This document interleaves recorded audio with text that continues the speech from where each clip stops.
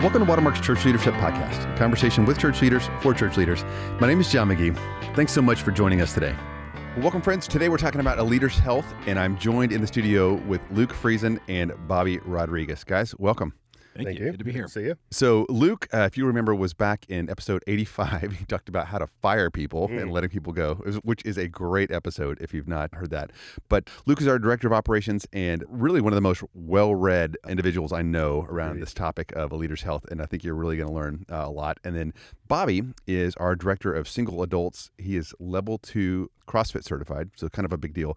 And here's the fun fact about Bobby that most people don't know. Was actually a hand model. That's right. So people would pay you to take pictures of your hands. Yeah, so I'm Hispanic, so my hands are brown. And so I got a lot of jobs like flipping burgers and pictures of that kind of thing. It's just how they do it, I guess. So, a lot of times someone tells me what they do, and I go, I could do that. I just, for the life of me, can't imagine somebody just wanting to pay me money to take pictures of my hands. It was the most glorious job ever. Okay. Well, here we go. We're going to jump in here. We've got a lot of content. Luke, I feel like since you're operations, legal, financial, you want to make any disclaimers here before we get going? I suppose maybe one is appropriate. We are not dispensing medical advice on this podcast. So I would just say you're responsible for your own health, your own healthcare decisions. While we're sharing things that are generally well supported, it's a good idea to talk to a health professional about your specific situation if you're planning on making any big changes to your lifestyle.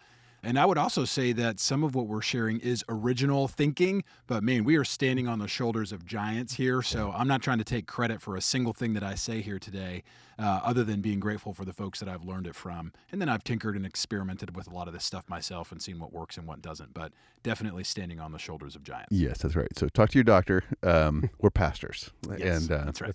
And so there is some really good stuff coming your way here in a second. So let's always start with why. So Bobby, why is this topic so important to you? I got to tell you, John, my biggest thing was I came to Christ a little later in life. I was 33. I'm 51 now. And stewarded my body for my own glory, truthfully. Like I was really about looking good, if I'm honest with you. That was the only reason I would steward my body. And Christ made a huge difference in my life, as I'm sure he's done for everybody listening to this right now. And what came across to me was 1 Corinthians 6:19 and 20. It says, do you not know that your body is the temple of the Holy Spirit who lives in you and was given to you by God? You do not belong to yourselves, for God bought you at a high price. And it started to make an impact on me that this amazing machine that God had given me, that I had used for my own glory for a very long time, was now something that I could use for God's glory. And it kind of changed my perspective on all when it came to physical fitness and just general stewardship of my body. How I even viewed my own body was changed by that. Love it. So we're going to hear a little bit more in this episode about your story, Bobby. I think we'll end there. Yeah. About the impact it's had on you, and then what you've learned and what God's put on your heart and the way that's impacted other people, which I think will be really encouraging here toward the end. I would also add that this is a good stewardship of your leadership. At whatever level, you always have influence over people, and a healthier leader is a better leader, period.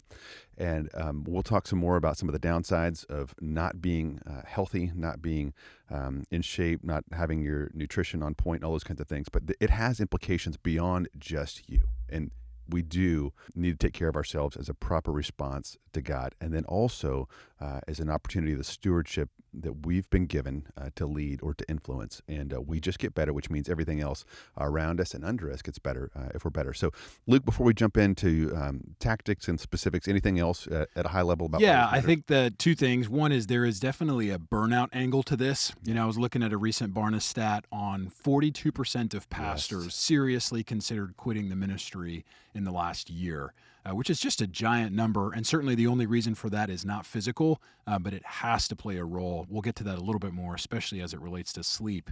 I would also say this is a intensely personal topic for me. I've been the chubby middle schooler who got made fun of for being fat. I've been the weak teenager who could not do a push-up or a pull-up. I discovered the weight room in college and how little I could lift, especially as I started. And then I'll never forget reading my first really fitness-focused book back in 2005. It was called Burn the Fat, Feed the Muscle by some bodybuilder meathead named Tom Venuto. And it kind of changed my perspective, and it just opened up my eyes to the power of exercise and nutrition and even the mental game that's associated with all this, which we'll talk about more. And then, in the last 20 years, I just turned 40 this year, so I've officially hit my 40s. But the last 20 years, I've been in my working career the guy with a travel-heavy job that ballooned my weight from eating on an expense account all day. None of my pants fit, all the way to riding a bicycle 100 miles in a day, being 6% body fat, squatting over 400 pounds, and kind of in everything in between. So it's been quite a journey.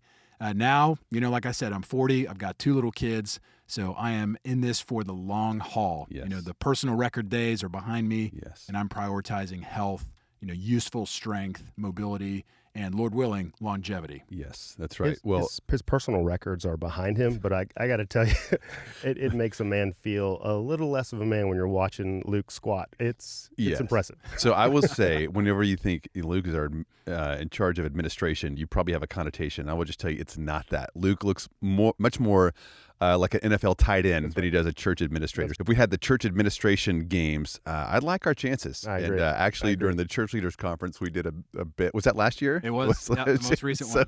Anyway, the winner got to work out with Luke in the town center during one of the breaks. It was so we had a good time. Funny. It was awesome. So funny. Okay, well, let's jump in here. We're going to talk about 3 categories. We got some more thoughts beyond this, but we're going to talk about sleep, nutrition, and exercise. And this was the order, Luke, that you kind of fought for. And so I think it'll be great. Let me just say this. We're going to throw a lot at you. And I think it'll be a really good crash course if this is something that you're not spending a lot of time thinking about, reading about. We're going to give you some really good information. I would encourage you to think about a next step in each one of these categories. And you cannot become Luke Friesen overnight. It's going to take some time, and you're going to need to take some measurable steps. And if you try to do 10 things, you'll end up doing nothing. And so just think about what is your next step, though. You're all adults, you're leaders, you're smart people, but please think about measured steps. You can still have big goals where you might incrementally ratchet things up, but just think about the next step. So, okay. Luke, let's talk about sleep, why it matters. Give us some tips, some things we should be thinking about. Yeah, and in fact, I'm going to give you the whole podcast in 6 words. So here it is.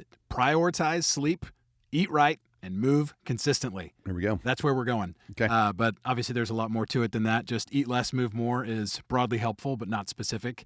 So I want to start with a quote. I was listening to a podcast actually this week, a guy named Andrew Huberman, who's a professor of neurobiology at Stanford, and he puts out a podcast called the Huberman Lab about science-based tools for everyday life. Currently one of my favorite podcasts. I'm wired to be a learner, so this is just right up my alley, a mix of the heady and the practical. So this is a direct quote from what he said. He said, "Getting enough quality sleep is the bedrock of mental health, physical health, and performance. The power of sleep far exceeds any prescription drug you could ever take, any health promoting tool for your immune system or your metabolism, your mental function, or your physical function. Sleep is the bedrock." And frankly, this is something that I have been growing and prioritizing more recently. If you had asked me, over the course of the last 20 years, how much of a priority has getting great sleep been, I would say that was not even in the top 5 things for my life. But it certainly has been an area that I've been tinkering with and growing in over the last few years. Specifically this year, I read an interesting stat, and it relates to that burnout stat, which was if you get less than 6 quality hours of sleep every night, your chance of burnout goes up exponentially. And so sleep really is a big deal. Puts you at higher risk for all kinds of maladies and conditions, and really does put a ceiling on your health if you're not getting enough sleep. So a few things that I've learned recently about sleep. One thing is the importance of circadian rhythms. So I read a fascinating book called The Circadian Code this year, which just revealed to me how much that 24-hour daily cycle is hardwired into our bodies and brains, even at the cellular level. It is unbelievable. And one, just a testament to God's design, but the power of circadian rhythms, the light-dark cycle, the wake-sleep cycle. And there are some things that we can do as people to powerfully influence our own circadian rhythms, which then directly leads to better sleep. And the one that was most interesting to me was sunlight exposure, and uniquely sunrise and sunset light exposure. And this was, again, a Huberman podcast thing, but he was talking about the unique power of the yellow-blue mixed light spectrum that happens only at sunrise and sunset when the sun is low on the horizon. When that kind of light hits our eyes, it reprograms our circadian rhythms to get us either ready for the day or ready for the night. which he's just thinking about it as secular neurobiologist. I'm thinking about it as how cool is God for designing our eyes and brains to get our schedule in sync with his natural rhythms of the sun rising and setting. So circadian rhythms, getting some sunlight exposure early in the day and later in the afternoon, that's key. Certainly there is a light game inside your house. We've all heard about the terrible idea that it is to stare at your phone or your computer late into the night. So I set that thing down. I dim it like crazy. I have the screen orange functionality. I think they call it night shift on the Apple devices. I have that thing turned up to absolute maximum starting at sunset. I'm such a freak about this. Sometimes my wife, who has her phone on what feels like full brightness, and she's like, "Oh, honey, look at this," and I'm like, "No, I can't even stare at that. Get that thing away from me." Dracula. I don't want that in my eyes. I have Philips Hue LED lights all throughout my house, programmed to dim at certain times. So if you come over to my house after 8 p.m., it is starting to get dark. That's next level. Yeah. Next level. So there's that. The other thing on circadian rhythms is just when you start to eat and when you finish eating in the course of a day. So if you've heard the term time-restricted feeding or intermittent fasting, this is, I would say, less about weight loss, though it can play a role in calorie restriction, and more about when does your body get ready for the day, and it starts with that first sip of coffee or that first bite of food, and then when do you start getting ready for sleep, and really your body sleeps better if it's in a fasted state. So the general practice of not having eaten within the last couple of hours before you try to go to bed is going to lead to better sleep. So that's kind of the circadian rhythms side of things. Another one I would say is environment. So sleep environment. What is the temperature like in your room? What is the level of light in your room? What kind of distractions are you exposed to? So some of my personal practices, I sleep with brown noise on. People come over to our house and they think it sounds like an overseas jetliner because we have one in each of our kids' rooms. We have a brown noise machine in the hallway to cut down the noise. We have one in our room on my wife's side of the bed and my side of the bed. Oh, wow. And that is so Luke Friesen. That's the most Luke Friesen thing ever. And I sleep with earplugs. I sleep with an eye mask. And then something from the last couple of years is I sleep with a mattress topper called the Chili Pad, which is a water-cooled mattress topper. It's just on my side of the bed because my wife would be freezing to death if we did this. But I set that thing to 70 degrees, and I snuggle up underneath the covers. It keeps me cool. I never wake up hot. So environment is a big, big factor. Can I just jump in here real quick? Yeah. The Chili Pad, I know it sounds so gimmicky. It is. I'm brown noise. I'm earplugs as long as I am not up before PM. Temperature, eye mask, I'm the whole deal. And then Chili Pad is what we added this year.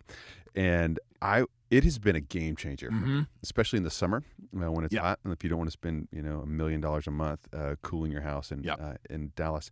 Pam and I both have one. We've got the dual kind of zone. And it's just made a difference. And so I thought, we don't recommend products. We don't recommend, we don't have any sponsorships here. Though if they want to, feel free. Well, here's what I would say. If you have a difficulty sleeping because you're hot, this is what I would say. I would think about reprioritizing some expenditure in your budget to kind of try that. I know you can get it on eBay and all those kind of things, but I was thinking I would eat out less for a couple months and get a Chili Pad if I didn't have one already. If that makes sense. Just that I think all of this, that's just one of them, but all of this is so darn important to your leadership. Think about the long term. Think about the net return on any money and time, and prioritize sleep. However you do that. So, brother, we've already got a good book going here. We're 15 minutes in. Anything else around sleep? Last thing briefly would just be the supplementation model. I would steer somebody away from starting with supplements. There is some dependency risk associated with taking things, what's called exogenously, that your body otherwise produces. So you naturally produce melatonin. If you take melatonin, there is a chance that your body naturally then produces less of it, for example. Or prescription sleep aids like Ambien. Maybe they have a place in helping you initially settle your sleep, but if you become dependent on them, I would say that's problematic. But there are some certain things that can be helpful. Taking magnesium is shown to relax you, help you sleep better. So I'd just say there's a difference between hormonal supplements and drugs, and then just taking naturally occurring minerals and electrolytes and things like that might help. Yeah, I was working last night, and my wife brought me a little magnesium drink as if to say, hey, big boy, you need to start shutting it down. Yep, that's right. It's funny. with very little words, she said a lot. We're starting here, and it's interesting to say that, we'll talk about this in just a little bit, but Well is a program that we do here, and we do little challenges in it. And the hardest challenge, the one with the most pushback, is this sleep challenge. We'll have five opportunities to violate our sleep challenge per day, and people will build up penalties, like 5 burpees per, whatever you do wrong, looking at blue light or staying up. We have the stress one is one where we would say, hey, don't engage in a stressful conversation if you can shut that down early so you can sleep. And this is where the rubber meets the road for a lot of people's journey. They're just, I don't want to do that. I don't want to stop early. I don't want to turn my phone off. I don't want to shut my computer. All the things that Luke is suggesting here. So this is a big one. Yep. I think this is the one I get sloppiest, the easiest. And here's what I think it is. I've been on all day, right? Served other people, gotten everything done. And now it's the end of the day and it's finally some me time. That's right. And I will let that bleed into times that I should be sleeping. And so, but I was thinking this week about sleep, why it's important. And I think we've talked about this before, but, you're less courageous when you're tired. You got a quicker temper. For me, I doubt God's goodness. I focus on the negative, so much so I had a couple terrible nights of sleep for a lot of reasons this week. And I told Pam, I was like, this is the day when I will think everything in my life is terrible.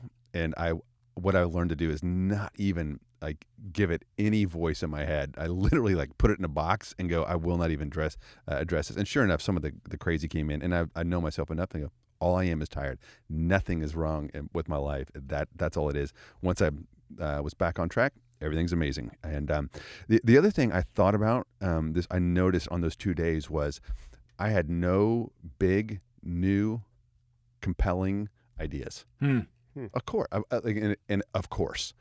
But I thought, in terms of one of my roles as a leader is to, think about a vision that we can all rally around and bring clarity to that. I'm just muddling through the day, and which is a poor stewardship of the opportunity that I have. And so, friends, this matters. It's a funny way to start when thinking about your health, sleep. But Luke, I think I agree that it is the bedrock, and for me anyway, it's actually the hardest one for me to do. So great thoughts there. Let's jump into nutrition. I know you have more than a few thoughts here, so fire away. Yep, got it. With nutrition, the core idea I would say is this is not about being on a diet.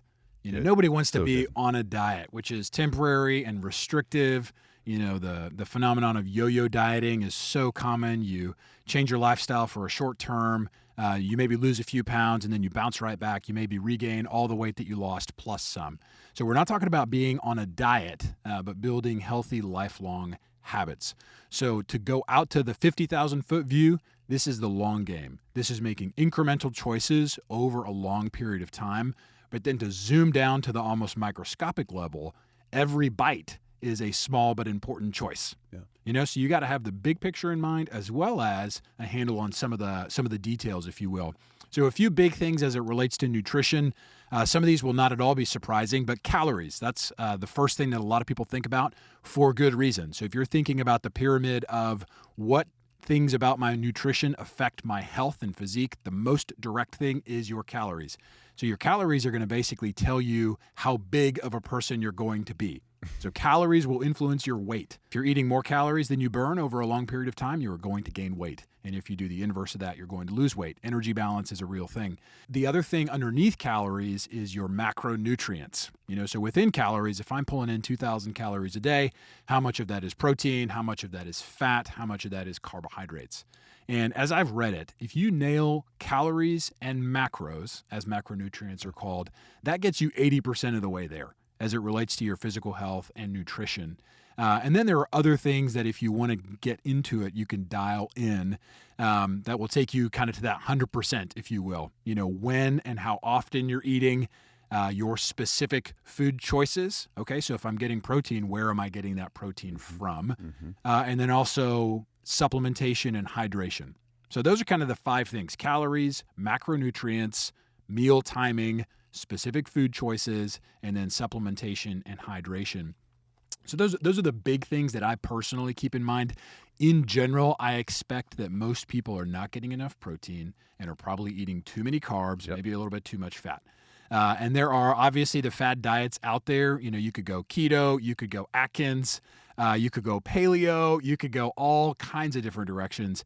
And as far as I've heard, everything I've heard, there is no single universal best diet. Mm-hmm. There are certainly smarter ones and dumber ones, but you do have to figure out what works best for you, your activity level, your wiring, your preferences. So I would not be able to tell anybody, hey, here's the best diet for you. Yeah. I could only tell you what's the best diet for me based on a lot of experimentation. But those are the big things. It's good. I do think eating less processed stuff. Yep. Macros are macros. I do think that's true. And you'll see a lot of books. You'll read them, and they will just cut off any dialogue about what about this food, and they just say if it fits your macros. Mm-hmm. So you can Google that and find out. And so I think at some level that is very true. Yep. And then also I will tell you, I feel different after a sweet potato. Or a truckload of white bread. Yeah, right. I just do, and they are both carbs. And so if you're not familiar with that, look at the whole macro thing. Look at total caloric kind of recommendations. I bet you everyone does need to re-up their protein. And I would say too, just all the processed garbage. I started that idea, but you will feel better if you eat real food. I tried something a few years ago. A lot of us heard of the Whole30, which is essentially 30 days without any sort of processed foods, and you cut out a bunch of stuff that is potentially promoting inflammation and that kind of thing. And I was like, Whole30, let me do the Whole100. So I went 100 days. Of course you would. Of 100% compliance Whole30. Yes. Just to see what would happen. And incidentally, that was my 6% body fat days. There we go. And it happened to also be right when I met my wife. So that didn't hurt. Results may vary, yes, right. But some of you singles out there, Whole30, not saying it hurt. Whole 100. 30 won't do it.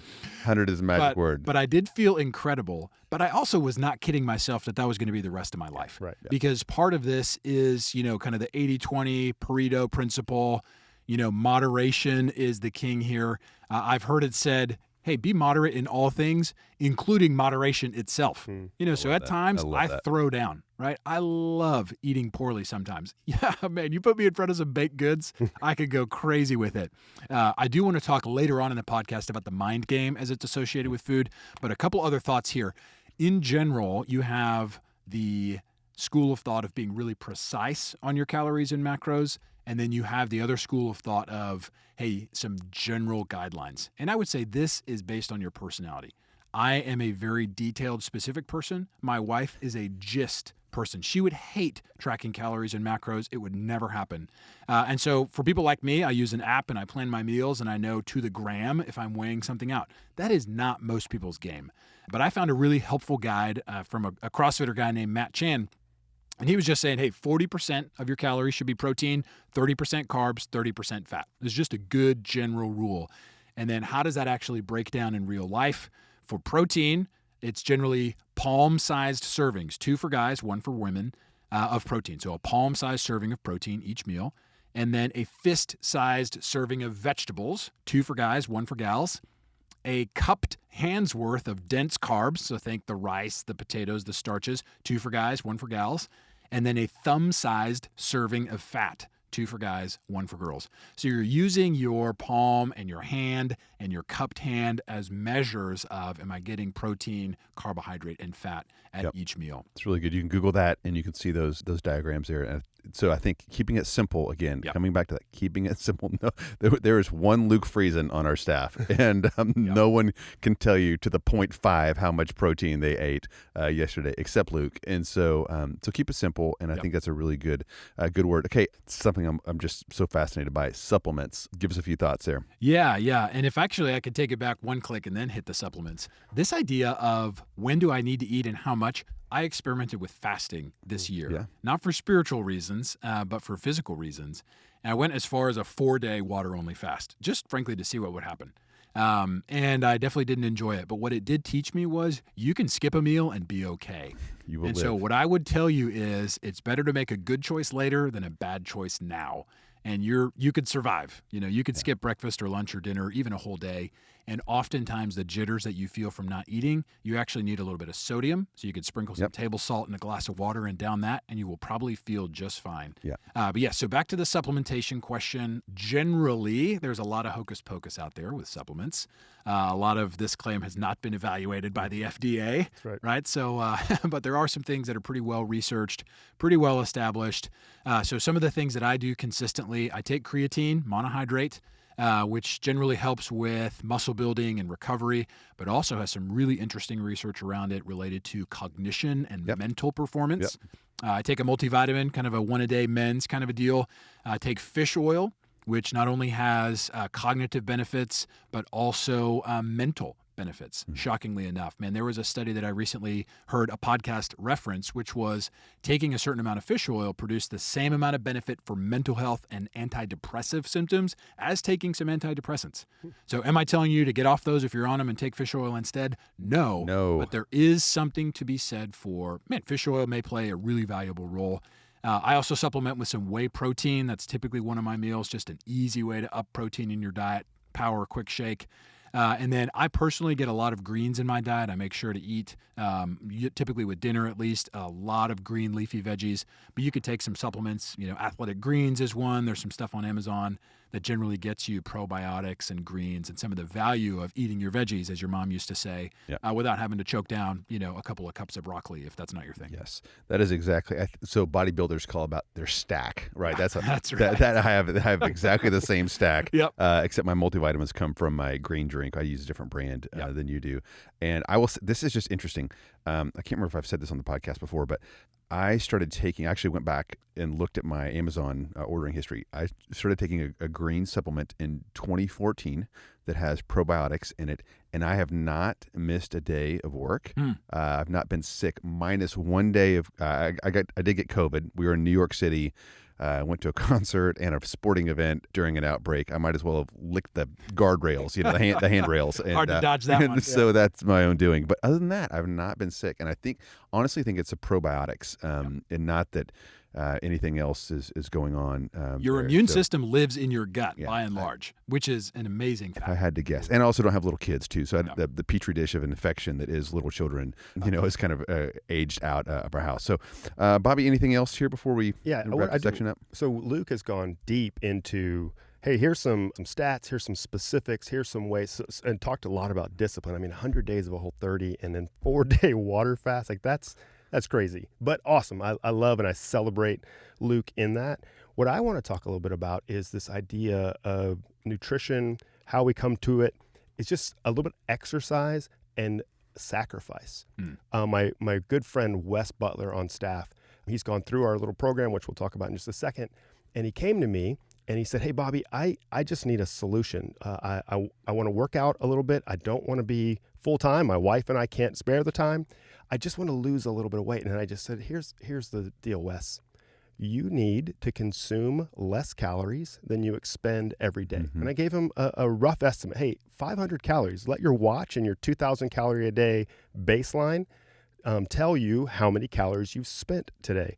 And at the end of the day, just spend 500 more than you took in. So he used MyFitnessPal to track those calories that he was intaking. And I didn't hear from him again for, months. But I did notice him, and he was consistently looking better and better. And I came up to him one day and said, hey, what are you doing? And he said, I just stayed doing what you told me to do. I've been tracking what I've been eating, and I've been trying to spend 500 more calories a day than I take in, and it works. But the key factor here is that there is discipline and there is sacrifice. Some of that sacrifice is maybe I'm not going to have candy or sweets for a season, or I'm going to just pull back altogether and say this isn't good for me, which I agree with. But if you do that, you will see incremental gains. It just will take a little bit of time. It's not going to happen right away. So Luke is doing some really cool stuff, but you don't have to. But you will have to make some sacrifice. You will need to apply yourself to what you're doing. I love it. God, there's so much here. We could keep talking. I would highlight the fasting thing. So if you want to go down the rabbit hole, look up autophagy and just the benefits of longevity. But again, talk to your doctor. And that's a little bit outside the scope of this podcast. But I'm really intrigued by fasting and I've seen some benefits for me. So let's keep moving and talk about exercise now, Luke. Give us some best practices, some ways to think about this. Yeah. So the first statement, jumping off of what we just talked about, is that you cannot outwork a bad diet. So good. That's right. It is impossible to outwork a bad diet. And so if you think that you can make bad sleep choices and bad food choices and then somehow get on the treadmill for 30 minutes a day and totally reverse all that, you are completely kidding yourself. And so you really want to integrate these three things, the sleep, the nutrition, and your exercise. So that's kind of thing one, is you just cannot avoid the implication of sleep and nutrition on your exercise. So I would say that's kind of the first thing. And really, this is not just about what's classically maybe defined as exercise, which is the few minutes of the day that I maybe go to the gym or strap on my running shoes and leave my house. This is more about movement throughout the day as much as anything. Yeah. And so a practice that I implemented earlier this year, though I'd heard about it for a long time, is the 10,000 steps a day of walking, of just moving. And, you see people with their Apple Watch or their Fitbit or what have you kind of tracking their steps. Did I fill in my circle for the day? I didn't quite jump on that bandwagon, but I did do something interesting and probably a little more wild, which was I bought a walking treadmill that goes underneath my desk at work.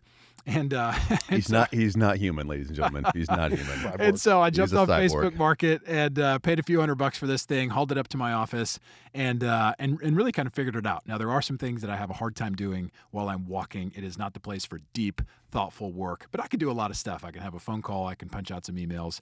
But 10,000 steps a day is a generally accepted guidance for moving. And I would say, man, I bought a $13 pedometer that just clipped onto my belt off of Amazon. So you don't need some fancy smart device to figure out how much you're walking a day. But I'd say try to get 10,000 steps a day in. Take the parking spot that's further away. Take the stairs instead of the elevator. Just moving a little bit more throughout the day. So walking and general movement is the foundation of a lot of this. And then, cardio. This is probably what people classically associate with exercise, is getting that cardio burn on the stair stepper or the bike or what have you. And general guidance from what I've heard and read is that roughly 150 minutes a week of moderate intensity cardio is a pretty good baseline to shoot for. And so you might hear it referred to as zone 2 cardio, or, getting your heart rate elevated, but you're not necessarily out there sprinting. But getting roughly 150 minutes a week of that is a good idea. But I think the big thing that lots of people ignore is strength training. And this is not about being a bulky bro or a meathead or, just making the gym your life and doing poses with your curls in front of the mirror. It is about health and longevity as much as anything. And I've heard strength training referred to as the fountain of youth. And so that our bodies essentially, as we get older, you age because of disuse as much as anything else, because we are not doing the things that we once did. I have seen videos of 70-year-old dudes deadlifting 300 pounds, which is not to say that that's going to be everybody's experience at 70, but that guy is stronger because of it. Yeah. And so what I would say is just doing cardio is helpful, but isn't going to be the full picture, because you could easily be the 75-year-old guy who could run a half marathon, but you might not be able to get off the floor with your grandkids. Yep.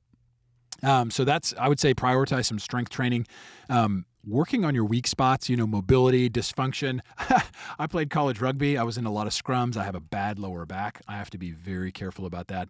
My knees are degenerating. I spent time, 6 or 7 sessions with a physical therapist this year, working on shoulder mobility and lower back health.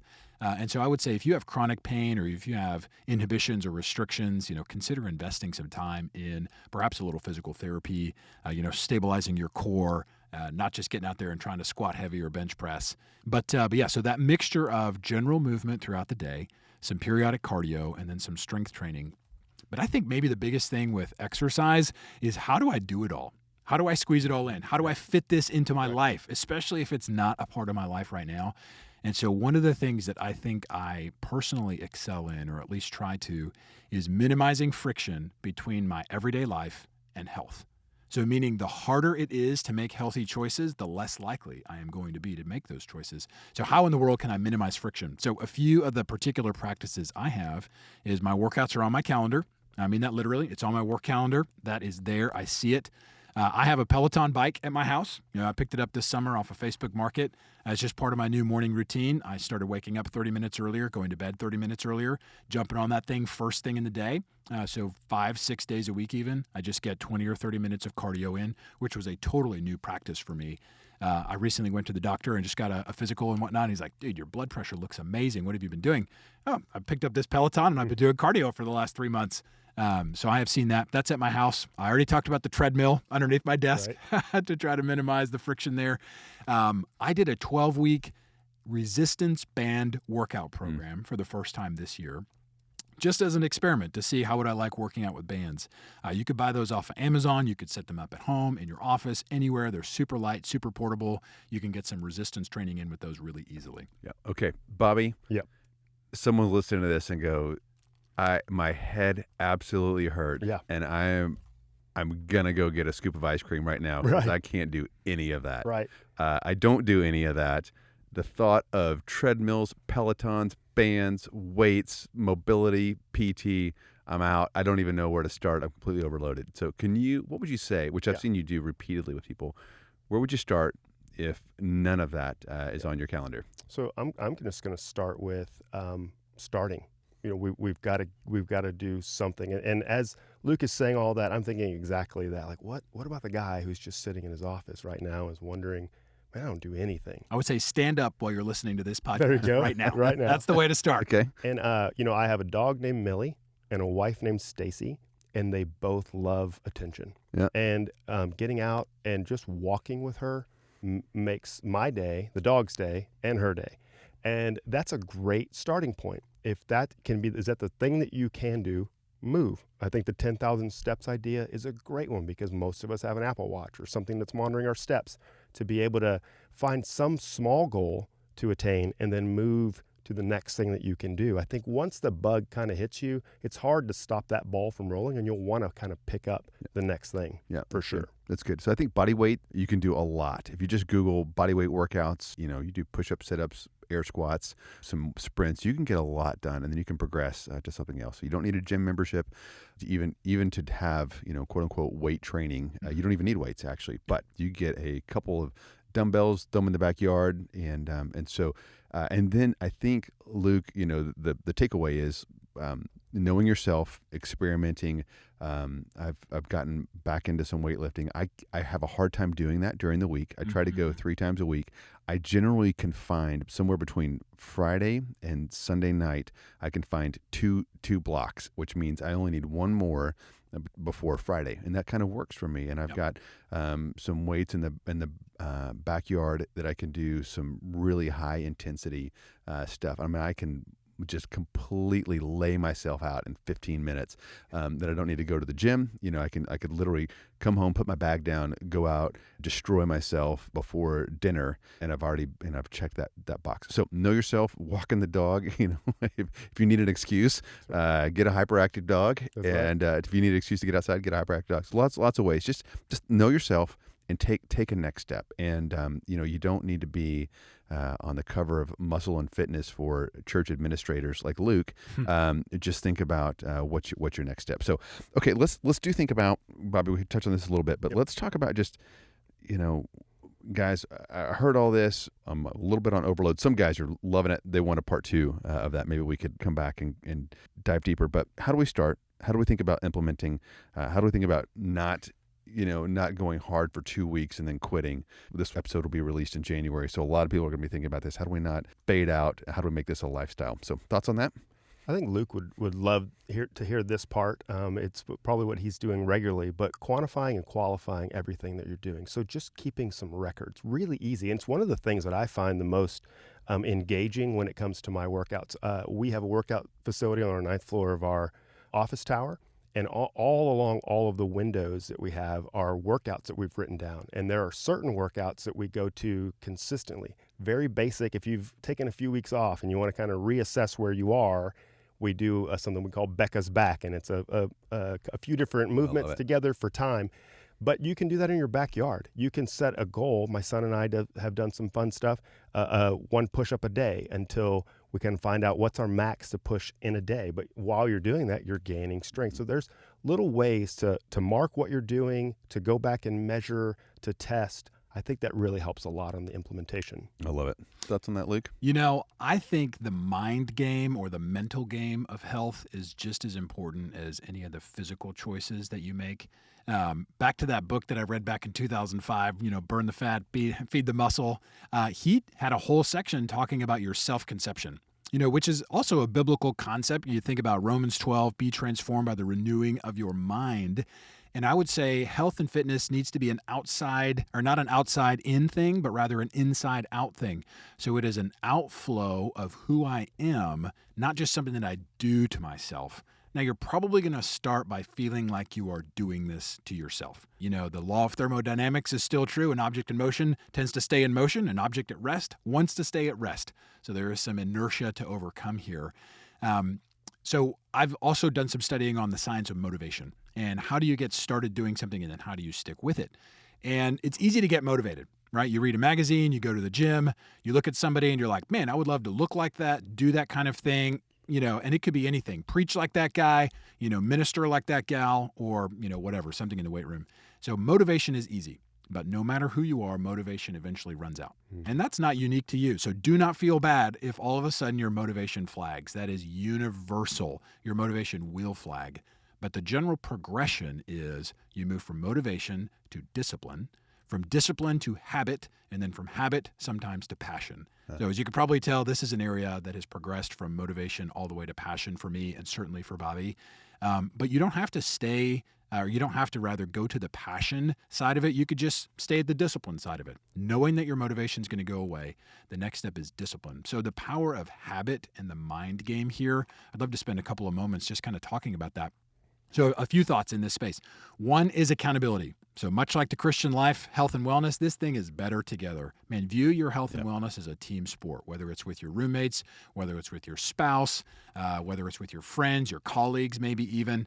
Some of the best things we do at this WELL program that Bobby's going to tell about are the group workout classes. That's right. CrossFit has become a phenomenon over the years because of the group dynamic for a lot of reasons.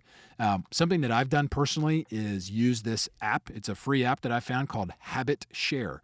And every day you just get to check. You could set up whatever thing you want to track. All right, here are the habits that I want to cultivate today. And then you set up your friends that see this notification and they can essentially subscribe. So I've done it for daily Bible reading. I've done it for fitness. Hey, every day or however often in a given week or month, I want to do these things. You can easily track it. But having a buddy is so much better.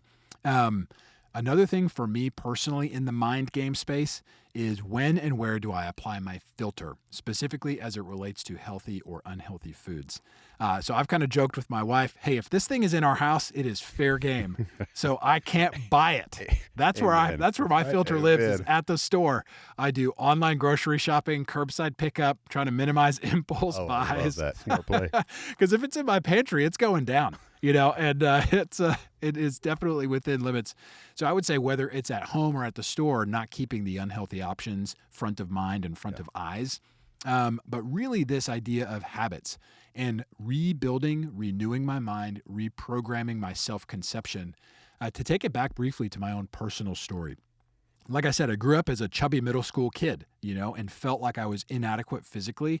And like I said, all the way to this progression of being incredibly lean, literally in the top 1% of leanness for my age group at the time. This was, again, 8 years ago. But what shocked me was I still had the inner fat kid when I was 6% body fat. And while I've never had a formal eating disorder or something like that, I was amazed to see how unsatisfying being at that level of health was. And so it just showed me, okay, my identity cannot be in my leanness or my appearance in a mirror. And I've got to do business with this inner narrative of who am I, my identity. That's right. And then a few other things that I would say that have just been really practical and helpful for me, especially back in my consulting days when I was traveling and we would be, at these corporate offices and there would always be pastries or donuts or snacks or what have you. Yes. So a couple of my 3 go-to sayings. So I say these inside my head. I've said them for, years and years and years. And so here they are. One is, I am a person who makes good food choices. I'm a person who makes good food choices. I say that to myself a lot. Sometimes it's out loud. Sometimes it's just in my head, because you reinforce this subconscious message. Oh, I'm a person that makes good food choices. So that's one. Another one is, nothing tastes as good as being fit feels. Nothing tastes as good as being fit feels. This is true. So you better believe that chocolate cake is going to taste good, That's but right. it does not taste as good as being fit feels. And then maybe my favorite and the most practical is, I don't have to eat it just because it's there. And that saves me from the break room drive-by where there's the scones or the donuts or the ministry event leftovers. And yes, there is a part of my brain that wants to just pound those things. But I tell myself, and I've said it for 20 years, I don't have to eat it just because it's there. So that has saved me from tens of thousands of calories, I no agree doubt. with that one. So good. And then just to reinforce this, man, consistency trumps everything. We are not talking about making radical life choices right in this instant. If you're listening to this in January, your New Year's resolutions, we all know the stats on those resolutions. They go out the window promptly. So we're talking about the compounding effect of making small changes carried out over a long period of time. That's good. Okay, man, you're such a machine. But I really do think deciding ahead of time makes all of this much easier. And so some of those things, I make good health choices. I don't eat desserts during the day or whatever it is. Yep. And you've already decided. So That's now right. there's nothing else to think about. Yep. Would be a really good best practice. Okay, Bobby, I want to talk about what leaders can do for their organization. So we've talked. This has all been about us, and which is important because we have a role to play, in God's kingdom purposes, whatever that is. Even if we're the senior pastor, if we are a salesperson for an organization, the way we show up as a believer in that organization matters. But we have people under us, around us, above us. And we have a responsibility for their spiritual health, their emotional health, but also their physical health. And this, I think I've told you this before, but one year at our church leaders conference, someone came up to me, talking to me, which was ironic, and they said, "Why is your staff so fit?" And it wasn't a why, it was a who. And I think you are a big reason why. I don't know that our staff is way more fit than any other staff, but we do have some fit people, and you have really driven that value through our organization. So tell people a little bit about what you've come up with these last few years and how you're playing a role in helping us all be fit. Yeah, I think the first starting point was my own story, just feeling like, man, I, as a believer, have for so long felt like I did not need to steward my body, that vanity was sort of the driving force in my life before, and that now my life was to be about glorifying God and knowing His Word. I was behind the eight ball on that. I needed to catch up with all those folks. And I found myself really, unlike Luke was feeling the way he felt was the best of his life, I did not feel that way. I got to a point where my body was telling me, hey, man, you're getting old and you need to do something about it. So I just went back to the gym, started to look at God's Word, and then I stumbled on a book by Gary Thomas that's called Every Body Matters. Yep. It is the quintessential book on this subject. I absolutely love it.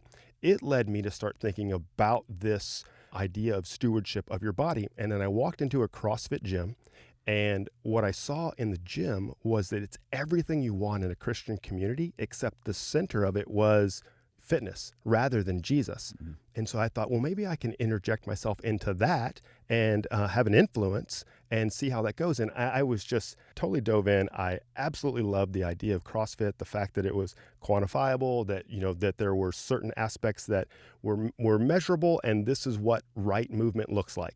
All of that just intrigued me, and so I dove in. And then I started to see, hey, our church, our staff, our body isn't doing this. And we really should and could be. If the church is going to be the hope of the world, well, shouldn't we be the experts in every category?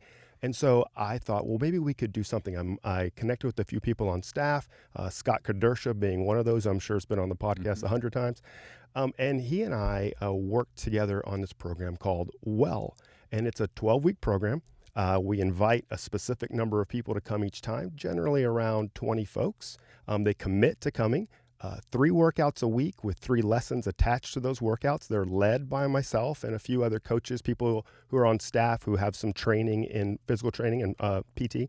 And so we have led them through a 36 lesson curriculum, which helps them see the many aspects. Sleep, as we've talked about, nutrition. We start with the basics. Hey, this is a football kind of thing where we say this protein, fat, nutrition, protein, fat, and carbohydrates. This is what they are and this is what they do.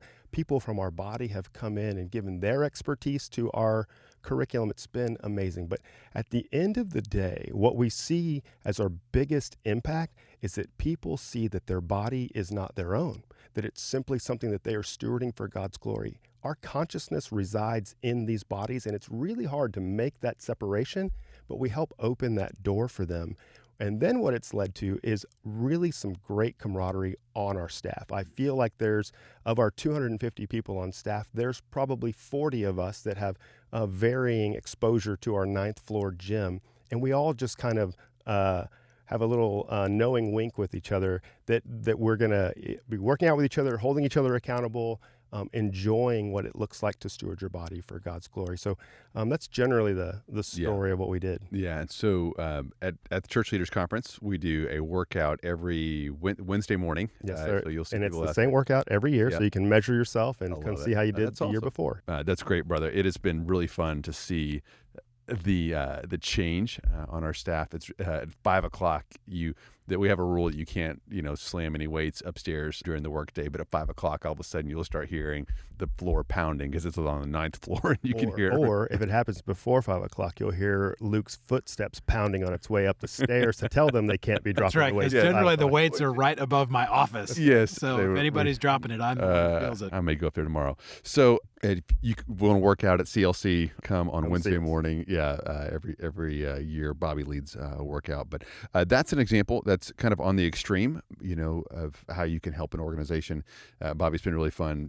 People just kind of chip in year over year over year. We started it. It was a pretty grungy little gym. Oh, yeah. And however many years later, there's a lot of good stuff up there, a lot of options. So you could do that. You could set the pace. You could say, I'm going to train for a half marathon or a 5K. Who wants to do that with me? You can talk about that with your organization. You can celebrate. You can celebrate people that are doing things for their own physical fitness, athletic accomplishments, things like that. You can give a fitness reimbursement. You can say, and you could probably call your insurance and ask if they would give you a kickback. But you could say, if you need $40 for a gym membership or something like that, if you work out X number of times, we will give you an extra $40 in your paycheck. So just think about ways that you can, make those around you healthier. And I would say, I don't know what it is about Christian meetings, but I do know, because it's cheaper to get the refined flour, sugar, and carbs. And just look at what it is that you roll out for your meetings and your gatherings and things like that,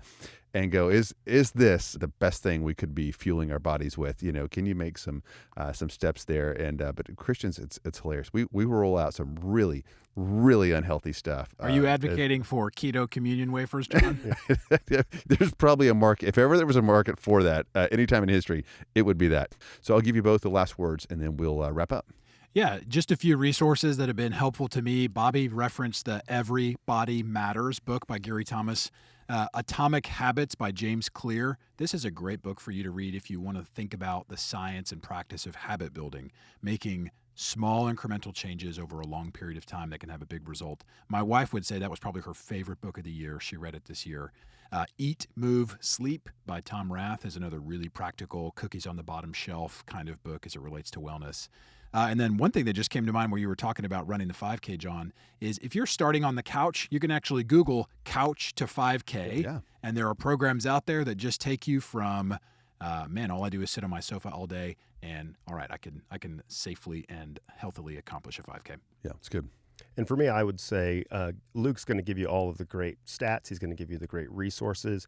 I just want to encourage them to start, that it's not going to be easy in the beginning, but it will be well worth it when they continue. And if they will just take the first step, be consistent. And like we said earlier, if you could just quantify it, take some notes on what you're doing, it will be a blessing to you. But inertia will keep you in your chair if you don't, and it will also keep you going if you start. Yes. Well, good. There is much to be actioned here, and we started and we'll end again with why. And friends, listen, your leadership matters at whatever scale. It is. And you are a better leader if you are paying attention to your health. And whatever your next step is, I just encourage you to take it. And it matters for your leadership. It also matters for your longevity.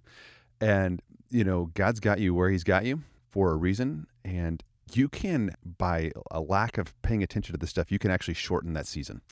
And we need more people to do good things, and we need more people to do them longer than they are. And this is, if we're just trying to move the kingdom needle here on earth, that is one of the things that we can do. We can just stick around longer. We don't have to be good. If we just stick around for a really, really long time, we can do a lot of good. And so think longevity, make choices, develop habits, have conversations, and I'm grateful for you both. I mean, it's been you guys have been a good model for me. You've been an incredible resource. I don't have to go down some of the rabbit holes, where you at about metabolic pathways and things like that. And you've helped me out a lot. So thank you.